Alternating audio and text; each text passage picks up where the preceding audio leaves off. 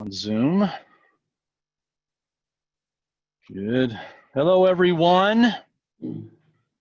Just starting to get things rolling here as we open up and begin our broadcasting. Super. As you're opening up as you see things opening up, do me a favor and go to your toolbar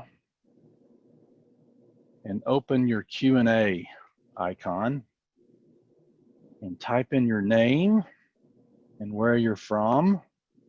Appreciate seeing that. Thank you. I am your host, Robin Jones, Director of the ABF Career Alliance. And I sure appreciate you being here today. Hi, Susan. Nice to see you. I'll get those recordings to you with the passwords after we're done. Hi, Mike. Great. Looks like the Q&A is working. That's what we use to communicate. You can see this other lovely gentleman that is here as well.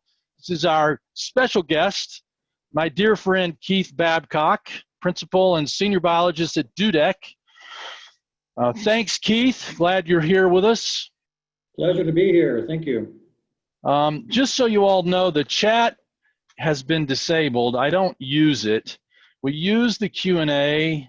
Hey, Josh. We use the Q&A to communicate. So if you have a question or a comment, let me just make sure that everybody can see all the questions and the attendees can also comment. So I just clicked that, so everybody should be able to see that and make your comments in your Q&A. Great. So it looks like we're done with the housekeeping. If you have any issues, just let me know. I'd really appreciate it. So we're going to move forward through this, and we're going to welcome Keith into our session here. Let me talk a little bit about Keith. He's a remarkable man. Hang on one second. Having a little bit of issue. I got to pull this down real quick. Apologize for that. Not sure why these slides are where they went, where they were hidden. So let me stop this real fast. I apologize.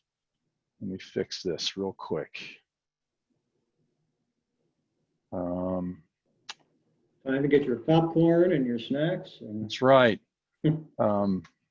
Yeah. So one of my slides has just disappeared for some reason.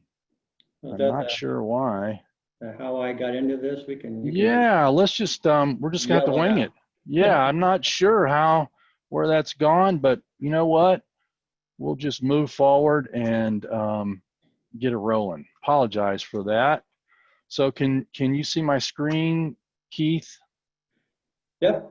Well, I can't see your PowerPoint. I can just see you and I. Okay. Let me fix this real quick. No worries. Sometimes this happens with technology. Keith and I just went through this. It's so funny. Okay, how about now? Not yet. Here we go. Last click. How about now? There we go. Okay, great. So still a different slide, but we can work with it. We can. So Keith, tell us how you got into this world of biology and conservation and environmental sciences. I'd be happy to. It's been quite a journey for me. And I think it started actually when I think it was in 4th grade, when my class was asked to draw a picture of what you wanted to be when you grew up. And I drew a picture of a forest ranger on a horse with a dog out in the mountains. Had you ever seen one before? I mean, did you even know what that? Back then there was a show called Ranger Rick, and we had gone to our family did a lot of camping, and we went to ranger interpretation, interpretive shows and presentations at various national parks. So So I had, and I just said, man, that's what I want to do. Mostly because I think I wanted to wear the hat. Right. But anyway, so yeah, we did a lot of camping as kids, and I, maybe to the dismay of my parents, found myself being the recipient of all kinds of young critters that were orphaned or injured. People would bring them to me. I found a bunch, and it was basically a zoo at our house. And on some future presentation, we'll share some stories about some of the pros and cons of having baby raccoons and baby skunks and baby birds and all kinds of things running in and out of our house. Well, you've been in the business a long time, right? I mean, you went to Colorado State and that. Yeah, for better or for worse, I was doing the work way back then. But so I never really quite became, Ranger Rick. But over the years, I knew I wanted to do something related to wildlife and natural resource conservation. Didn't know quite what it was. But as the environmental movement started heating up, pretty much in the 70s and the 80s, I knew I didn't really want to go into the research track, be a PhD and all that. I wasn't sure I wanted to be a real hardcore environmental advocate, as honorable and valuable as both those professions are and can be. But I realized that I was seeing this big gap between those who wanted to preserve our resources and wildlife and those who wanted to develop and rightfully so do something with their land, either from a commercial enterprise standpoint or otherwise. And so I felt like I wanted to try to bridge that gap, so to speak, between trying to find that balance of preserving and conserving resources, but also acknowledging that people have a right to develop their land within the laws of the land. I still didn't quite know what that would be, but I ended up getting a bachelor's degree in wildlife biology and a master's in business management, not quite knowing where that would take me. But interestingly, and of course, this is always a lot of prayer and listening during this process. About the mid 80s, this profession called environmental consulting, which is what I do now, was just beginning to sort of become a fast-growing profession, providing services that help developers, public agencies navigate through all the environmental laws and regulations that development projects, especially if they're encroaching on natural areas, have to comply with. And that was of interest to me because I also had an interest in law, although I teased around with the idea of being a lawyer, but decided that's not the direction I wanted to go in either. But after doing some research, I came across some consulting firms in California that were looking for biologists to conduct field work, doing searches for rare species and investigating what's out there on a site that's looking to be developed, to document those findings, to identify potential impacts on those resources, identify ways then to mitigate those impacts, all in compliance with various state and federal environmental laws, such as the Federal Endangered Species Act. California had their own state Endangered Species Act. Right. A Clean Water Act, Clean Air Act, a whole variety of laws of the land out there and throughout the country. So, and it sort of told me that this was a place where I could apply my knowledge of biology, my knowledge of how to manage people and manage projects, and my desire to be involved in the law. And so somewhere in there, the bingo light went off. Right. Combined all my interests, and that's kind of now where I find myself. Been in the business for 30 some odd years, something like that. So, well, that kind of leads us to where we are today, right? I mean, you've obviously got some important work that you're addressing.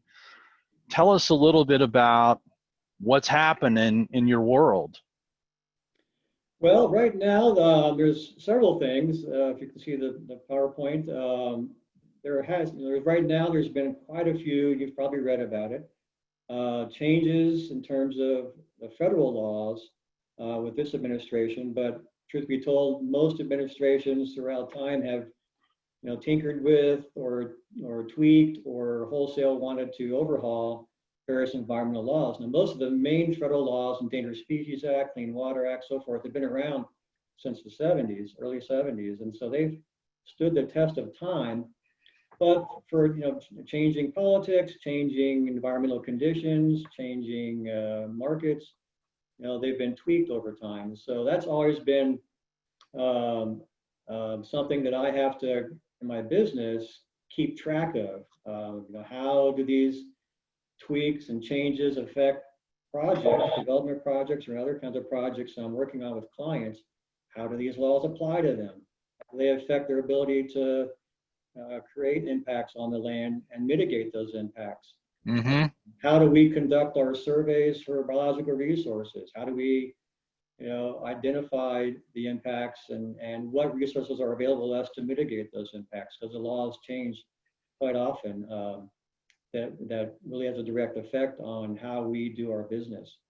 So that's one of the big things these days, is just keeping track of all that. And it seems like, and there's also law cases and litigation cases that change the laws as well. So we have to keep track of all those and be fairly knowledgeable, because our clients will often ask us, how does this change in the law affect me?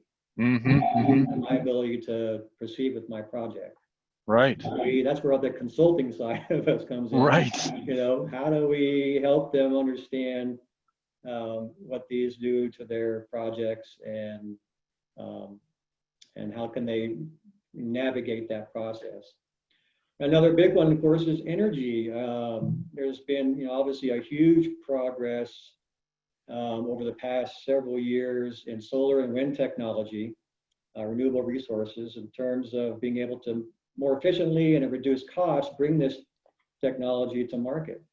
And I think there's also been a societal demand now that we're seeing for renewable energy resources versus the oil and gas that we've been depending on for quite some time. Right. I'm under no prediction that oil and gas is going to end anytime soon. I think it's going to be around for a while, but certainly we're seeing quite a bit of wind and solar and geothermal and other renewable sources increase substantially. And that has brought in some different kinds of issues and challenges, because one, there haven't been historically a whole lot of laws or regulations that apply to those, because surprisingly, even though energy like wind turbines, for example, is a very clean energy source, but as maybe some of you know, it's also a Cuisinart of birds, especially, and bats too. It can be, if they're placed in areas where lots of birds and bats, particularly eagles and raptors, occur, unfortunately, those species can be injured and killed during the process. So how do we, how are the governments and the regulations are looking for ways to, regulators looking for ways to minimize that impact, notwithstanding it's a clean energy source. So it's kind of a interesting line that has to be walked there. But understanding how we can apply the various laws and regs to those impacts, how can we help wind companies position their turbines in areas that may not be so impactful? How can we mitigate those impacts? Right. And how do we study the effects of the turbines after they've been up and running? Mm-hmm. That's been an interesting, same with solar panels. You wouldn't think it, but surprisingly, some large solar farms out in the middle of a desert, from a migrating waterfowl, looks like a lake, Right. or an aquatic. Right. So they will literally try to land on it and find out it's not such a good idea. So there's just all kinds of interesting challenges that these things do pose, in addition to being a positive resource in terms of the environment. Well, I'm wondering how this COVID-19 pandemic is affecting your work today. I mean, how has it shut down projects? How are you moving through this and navigating this new era of new regulations, new instructions, and Right. how you do your work? That's a great question. And as an offshoot from that, maybe some of you have read that the whole pandemic thing has actually increased a lot of wildlife's ability to move around. Right. We've seen it Because in our there aren't as neighborhood. many, yeah, not as many people visiting, certainly, months ago than now, but, not visiting, national forests and state and federal parks and so forth. So and even the edges of where people are living are seeing more and more wildlife moving through because there's just a whole lot of human activity going on outside. So that's been kind of an interesting thing. From a business standpoint, um, because most of the work that we do is focused on some kind of development project, wind energy, solar development, new highways, new pipelines, new subdivisions, any kind of development like that has been considered an essential business. Mm-hmm, mm-hmm. So from a consulting standpoint, surprisingly, in some ways, but maybe not so surprising, we've been as busy as we've ever have been. Have you? I think partly it's because my particular company has done a great job of diversifying the portfolio of clients. We're not embedded entirely on private development. We also have public agencies that we work with, water districts, irrigation districts, other state and federal agencies are asking for work to be done.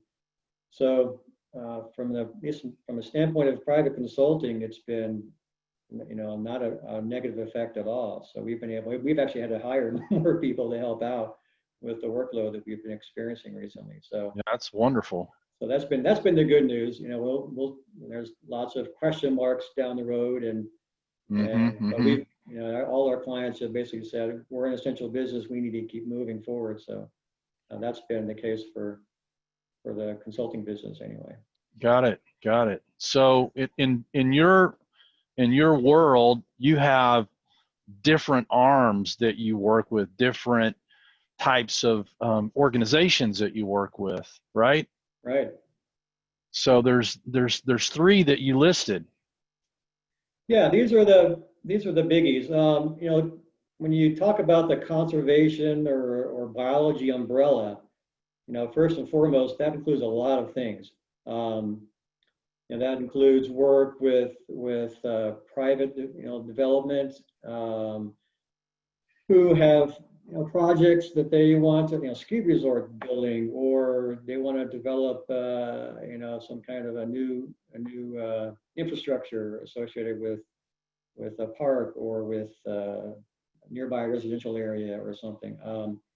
So we have to go out there anytime there's natural resources. We have to go out there and establish what the baseline is. So folks like you see here on the screen are out there surveying to establish what the environmental baseline is. Are there any endangered species? Are there any wetlands? Are there any sensitive plant species? Are there any, outside the biological world, my firm also deals with cultural resources. Are there any Indian heritage sites or potential burial grounds or other sort of cultural resources that may be sensitive? California especially, we're looking at seismic activity or soils and rocks to see how stable the ground is, air quality, visual. Are people going to be upset that there's houses on some ridge line that they weren't there before? So we have to evaluate a whole variety of environmental factors, and my job is the biological side of it. So we'll do all kinds of, the fun part is going out in the field and measuring and investigating and documenting what's out there. Are you able to get out in the field now? Well, I certainly try to. The good news is I do a lot of budget and scope writing, so I usually sneak myself in there for a few hours to keep my skills honed. But I spend probably more time now directing teams that are out there and occasionally going out for a meeting with the client to agree on what needs to be done, and then letting the field guys do all the work. And so they're out there again setting up areas, identifying areas that are sensitive, like this ESA here, ecologically sensitive area, flagging those so that development that may be happening in one area won't encroach too far in this other area. There may be some endangered species that were located over there during the surveys that were conducted, any variety of things. So But it involves, like I said, private, public, nonprofit. Sometimes nonprofit agencies and groups want to do some restoration of an area. So like this creek right here, they want to restore this creek, make it more of an active habitat for fisheries because it's been disturbed or neglected over the years. And so we'll go out there and find out, well, what kind of fish are out there? But how's the baseline now?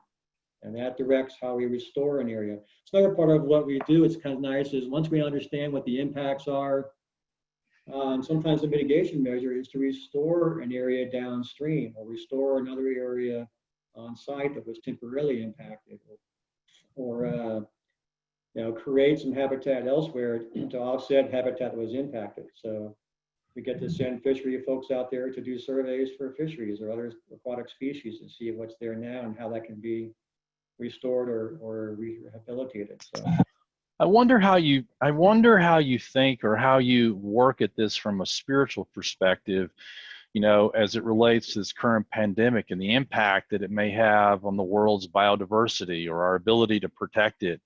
How do you work through some of these things that you see in the field on a day-to-day basis? well, yeah, it's a great question. From a metaphysical standpoint, from the very beginning, I've learned early on, that the physical world around us ultimately is a compilation of spiritual qualities. And so I look at all the resources, biological resources I see and observe out there, really as an expression of God, an expression of His kingdom. And there's just, an infinite number of these resources, many I'm sure which we've still to see and discover, that reflect all kinds of spiritual qualities. And from that standpoint, if these qualities indeed in these creatures and these resources and these these plants and wildlife and trees and rocks and so forth, and Ms. Eddy talks about rocks and mountains as solid and grand ideas. And if they are spiritual, they really cannot be destroyed. They cannot be negatively affected, just as we, as men and women and mankind are resources, are image and likeness of God. We can't be negatively affected by that pandemic. And so long as I continue to keep that high spiritual ground in front of me about what I'm seeing and what I'm protecting and what I'm mitigating and what's being impacted, as spiritual qualities and spiritual ideas, that's immensely helped my perspective during this whole pandemic thing, so that I don't have to go out there and be afraid of something floating around that might, find Right. on my body or someone else's body. I try to go out, and I'm out in the field, which I have done a few times since this occurred, to see everything being washed in love, everything being embraced by love, and that that love has already been there before I even got there. So where I go, I try to see that everything has been baptized in love already and has no power to harm me. And I find that very comforting when I'm out and about, either whether I'm in a public place or I'm out in the field doing some surveys. Yeah, because you're dealing with. This isn't. This is just another thing that you work with and deal with, I'm sure, on a frequent basis as it relates to the impact of this thing or that thing, or this has happened or that's happened, or this could potential, all the ifs and whens and thens kind of things, right? Very much so. And I try to, I'm sure many of you have read, if you haven't, it's a great pamphlet to read. It's God's Law of Adjustment by Adam Dickey. Right. And there's a statement in there that I just live by, and it's the law of God is present and is in operation. I sort of modify that sometimes to meet my particular situation or location. Mm-hmm. And I'll say God's law of harmony is present and is in operation. I like it. Or God's law of protection is present and is in operation. God's law of one mind. If I'm dealing with some tough clients or some tough personalities or some teamwork issues, that God's law of one mind is present and it's in operation. Wow. And so you can sort of fill in the blank there. And I find that's just been very, very helpful to deal with the what ifs and the how to's and what will I do now. I also look at it as being, you know, I'm about like Jesus has, you know, about his business. You know, he was always about his Father's business. And I look at Hmm. myself as doing the same thing. I'm about my Father's business. And he's the one who's directing, governing, adjusting, strengthening, you know, resolving, providing ideas. So that certainly involves a lot of trust. And I just follow that biblical passage, you know, trust in the Lord thy God with all thy heart. And lean not to thine own understanding. In all thy ways acknowledge him, and he shall direct thy paths. And so I really try to take that to heart. And you know, sometimes it's difficult and challenging, but I know that it works, and I trust that it works. Well, I appreciate what you're saying. We have students and, you know, folks that are in the middle of their education related to biology and conservation and things that are going on. And we have folks that are also interested in pursuing these types of careers. And I know that across the world, field stations and nature centers and universities have all shut down long-term research projects, and things have really changed. And, you know, I always ask the question of my guests, you know, how important is it to have conversations with people within your field and people outside your lane as it relates to, you know, making professional connections and having conversations? And you obviously answered yes. So tell us a little bit about your thinking with respect to that. Well, I can't, I couldn't, I only said yes one time. I probably should say it 6 times on this page. Right. Well, you know, it's perfectly, no, one, it's perfectly natural and acceptable and appropriate to ask others about your profession. You know, when I thought about becoming a lawyer, I actually interviewed several lawyers, attorneys who were in the field of environmental law. Mm-hmm, mm-hmm. And that will really help me while I continue to be of interest to me in environmental law. I realized that that wasn't my calling. And I probably wouldn't have gone down the path I have now if I had not talked to some of those folks. And they were very gracious to do that. And then also, particularly in this world of conservation and wildlife and environmental advocacy or environmental professions, there's like I said before, it's a big umbrella. I mean, I'm in the consulting world where there's a lot of, you know, projects we work on, and we're doing some fun field work, but we're also doing some, we're realizing there's going to be impacts. Just we have to sort of, you know, put on your objectivity hat and say, okay, my goal here is to understand what these impacts are. How does the project comply with the laws of the land? What can we do to mitigate those impacts, etc. But there's other professions, certainly in the public world. There's state and federal resource agencies, U.S. Fish and Wildlife Service, U.S. Forest Service, Bureau of Land Management. At the state, there's all kinds of state parks and state agencies as well that have lots of environmental work associated with what they do. There's nonprofits that you probably all heard, you know, Nature Conservancy, Sierra Clubs, Audubon, and a ton of other, Trust for Public Lands. There's a ton of other environmental groups that are doing some really great work. There's academia. You know, you can certainly, you know, if you're in education and you want to, but you're interested in the conservation world, that's a place to look to in teaching or doing something interpretive kinds of programs for parks or resource agencies that have lots of interpretive people that educate others. So, in all those, there are, you know, I got to know, especially, you know, with ABF's help, there's people out there who can talk and who will be happy to talk with you. And every step of the way, if you're looking to do a career change, you know, talk to folks who are in the career that you're interested in doing and how you can, you know, put more arrows in your quiver to help you become more qualified to do that work. Or if you're, I mean, Keith, you've been a career ally since, I don't know, almost the beginning of the Career Alliance. And early on, you had an experience where you connected with a recent grad, I would say, maybe within 5 or 10 years out of school. And you guys had an informational interview. Tell us a little bit about how that's kind of unfolded and what that looked like and your own perspective on that. Sure. You know, keeping all the confidentiality there, he was a person who had done some work outside of college, but I think wanted to get more into the environmental side of things. And and really wanted to understand what was out there and what kind of work was available, trying to match. So we spent a lot of time just understanding the kinds of jobs, the kinds of professions that fall under the environmental umbrella. As I mentioned, there's quite a few. And we spent some time, matching his interests and his desires up with that, how he could, help himself improve his qualifications, by maybe take some classes or doing some internships, or maybe doing some work that's not payable right off the bat, but certainly gets him a lot of experience.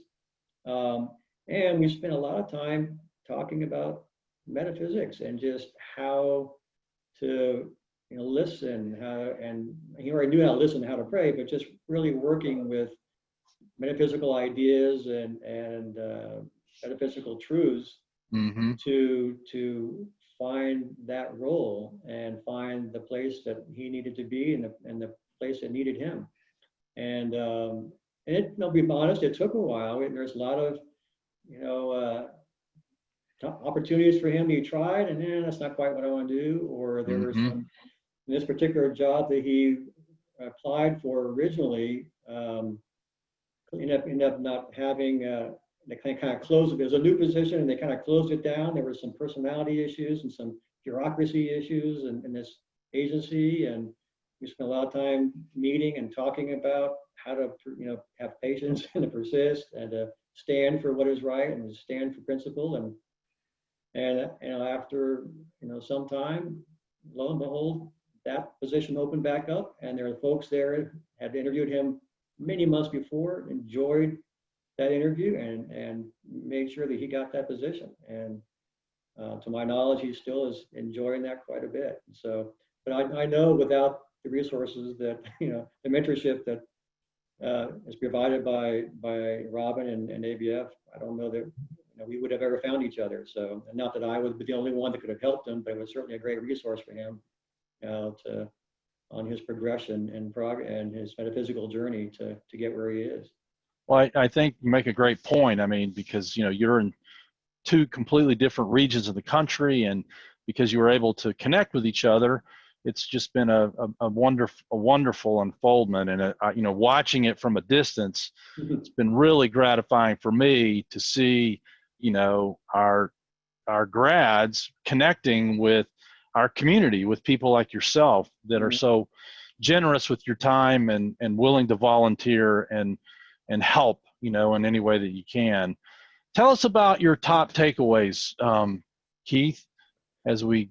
Well, I've sort of been, chatting a little bit about this throughout the presentation here, but try to get a sense of what kind of biological science, environmental science, conservation career that you're interested, or career path that you're interested in. Just help. You help yourself a lot by talking to folks and narrowing down what that is that you want to do. I want to work for a public agency. Do you want to teach it? Do you want to do something like I'm doing in the consulting world? Do you want to be more of an advocacy and work for a nonprofit? That's just, I think, a real critical first human step to take under the umbrella of biological sciences. Mm-hmm. And like I said, you need to talk to folks. I'm very happy myself to chat with anybody offline if you want to learn more about what I do or what other options are out there. But there's lots of folks, I'm sure, that can help out as well. Informational interviews are really great pathway to understanding what person does on a day-to-day basis. If you can, and I gotta think that most folks are pretty open to that. I've had informational interviews outside of the ABF realm where someone just wants to know, what's it like to be a consulting biologist? What do you do on a day-to-day basis? Mm-hmm. I'm more than happy to help them understand that, because I did the same thing when I was coming out of college, and it was so important and so valuable to do that. And ultimately, test the waters if you can. There's internships, a lot of agencies, if you're interested in public agencies, have temporary workers, seasonal workers. And that's a way you can explore about whether you like working for a public agency. My consulting world, we hire people often in the summertime to help out with our surveys. It's a pretty busy time of the year for us. And if you have some experience with, plant and animal identification. That's a great way to get more experience and to learn about what we do. So yeah, I would definitely take advantage of those kinds of opportunities. I mean, I'm amazed at how broad and how many different types of opportunities there are in this world, in this field. I mean, environmental science and protection technicians. I mean, there's such an unbelievable amount of opportunities compared to when you and I started out. Oh, yeah. looking at these kinds of things, and there's a lot of private companies that like yours that hire professionals and hire folks in this world. Yeah, it's a brand new, back when I got out of school, it was, if you wanted to work in the environmental world, it was working for the state wildlife agency or a federal U.S. Fish and Wildlife Service or something like that. And back then, a lot of environmental organizations, nonprofits were starting up too. But that was about it, unless you wanted to work for a zoo perhaps, or museum or something like that. But the world of private work, consulting work, it's just started and it's blossomed. I mean, it's crazy how how big that profession has become. Yeah. And doing that kind of work. And then you still have the professional organizations that are out there that, that there's incredible work out there for them as well. And several of these have job listings. You can go back to that one screen, Rob, and a lot of these websites in and of themselves have job listings or links to job listings. So something to keep track of. Yep. And then you gave us the specific current job opportunities from job listings for Conservation Job Board, right? Yeah, and I like that one because it has a broad diversity of work, types, I guess to call it. And there's agencies, there's zoos, there's consulting, there's environmental groups. I think a lot of them are posted on there. So it kind of captures the breadth of types of professions that are out there. Well, you can obviously go to the occupational handbook. So we have terrific resources on the Career Alliance website. These happen to live in the College to Career Roadmap. And if you want to explore different types of conservation opportunities, go to the occupational Outlook handbook. That the link that's provided there is terrific. It gives you what you need in terms of educational qualifications and what you can expect to earn. So there's just some really, really great resources in this that you can take advantage of. So, before we kind of go to the final Q&A of the evening, I'm going to launch our poll so that folks that are listening in, please give us a moment and tell us about our presentation today and tell us if you liked us. Give us that feedback. It's really important. I want to follow up with a few questions, Keith, as we move forward. I mean, I know that so many of these conservation projects, with the universities and things like that are not moving forward. And I'm just wondering, are there opportunities for students, maybe for solo projects or working on projects like we're doing, from our offices, from our home offices? Are there things like that out there still available? Yeah, I can only speak for the consulting world. And, I spend, 90% of my time doing all my work from my office here, my home office. Right. But, we are able to send people out in the field. There's a lot of, as you can probably imagine, a lot of requirements associated with the COVID thing, all kinds of rules and regs that we've, as a company, have had to develop to comply with state and county, regulations and directives on what's acceptable and what's not. But despite all of that, people are going out in the field and conducting surveys. We have interns working out in the field. Work is still being conducted. So, and I know from the state and federal agency standpoint, I'm on the phone, weekly with agency folks who are still, and they're working from their homes too, but they're working. and they haven't been, that the public agencies have not been laid off or cut back, as far as I know, in the resource environment world. From I think some of the folks at the environmental organizations, nonprofits, maybe have been hit a little harder because they rely so much on donations and fundraising. And I think that's been a tougher sell right now for some of those folks. So, but I know a lot of them are still out there doing the work. And Well, as we move forward, kind of post COVID, as we move into the next phase of things, do you see new opportunities or trends or potential new allies that are going to emerge from all this? So like jobs, career pathways? From the private standpoint, I see a lot of potential work down the road. We've got contracts that some of them are being put on hold, but they all are saying, when this is done, we're going to have a ton of work. We're doing a lot of work for a huge water agency out in California, and they're just moving full steam ahead. And things have to be fixed. Water irrigation systems, pipelines, all that sort of thing. Development may be slowing down in some regions, but mostly because it's considered an essential business, it's still moving forward. And environmental organizations that are keeping tabs on development and are working with developers to try to find some kind of balance between what they're trying to do and protecting resources, they're still moving forward. And I'm pretty sure also in the state and federal resource agencies, there's been a trend for folks who have been there for quite a long time are retiring. Are using this as a way to retire. And I think what I've been hearing is a lot of these agencies are going to be, as soon as their budgets are back up and they can start, hiring folks again, they've got a lot of people to hire. So, I mean, do you see that conservation kind of moves up to the top of the development agenda in the post-pandemic era?